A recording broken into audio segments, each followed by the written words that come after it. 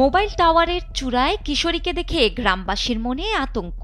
কিভাবে ঘটল এই ভয়ঙ্কর ঘটনা? চারপাশের মানুষ জড়ো হতে থাকলো। খবর দ্রুতই ছড়িয়ে পড়ল। সম্প্রতি মোহাম্মদ জিশান আওয়ান নামের এক্স অ্যাকাউন্ট থেকে এমন একটি ভিডিও পোস্ট করা হলে মুহূর্তেই তা ছড়িয়ে পড়ে। ভিডিওতে দেখা যায় কিশোরী মোবাইল টাওয়ার বেয়ে ক্রমাগত উপরে উঠে যাচ্ছে।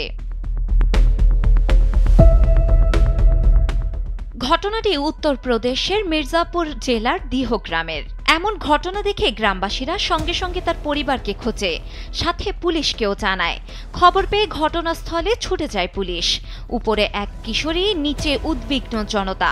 পরিস্থিতি হয়ে উঠল স্পর্শকাতর। একজন পুলিশ অফিসার ধীরে ধীরে কথা বলতে লাগলেন তার সাথে।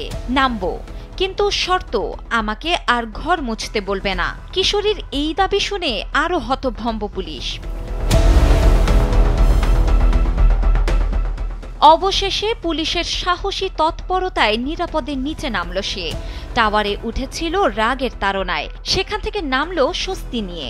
বাড়ি ফেরার পথেও তার চোখে ছিল জেদ। এরপর জানা গেল মা ঘর পরিষ্কার করতে বলাতেই ওই কিশোরী ঘটায় এমন ঘটনা। মা বলেছিলেন দীপাবলি আসছে, ঘরটাকে একটু পরিষ্কার করে ফেলো, কিন্তু সেই সাধারণ নির্দেশই যেন হয়ে দাঁড়ালো বিদ্রোহের সূচনা। মায়ের কথায় যেন তার ওপরেই শুধু কাজের বোঝা চাপানোর ষড়যন্ত্র মনে হলো কিশোরীর। রাগে ফুঁসতে ফুঁসতে বাড়ি থেকে বেরিয়ে গেলেন। চোখে ছিল আগুন, মনে ছিল আত্মসম্মানের বিদ্রোহ। গ্রামের পাশে দাঁড়িয়ে থাকা মোবাইল টাওয়ারটাই হয়ে উঠল তার প্রতিবাদের মঞ্চ। একের পর এক রিংগুলো ধরে সে উঠতে লাগলো উপরের দিকে। নিচে জড়ো হতে থাকলো হতভম্ব গ্রামবাসী।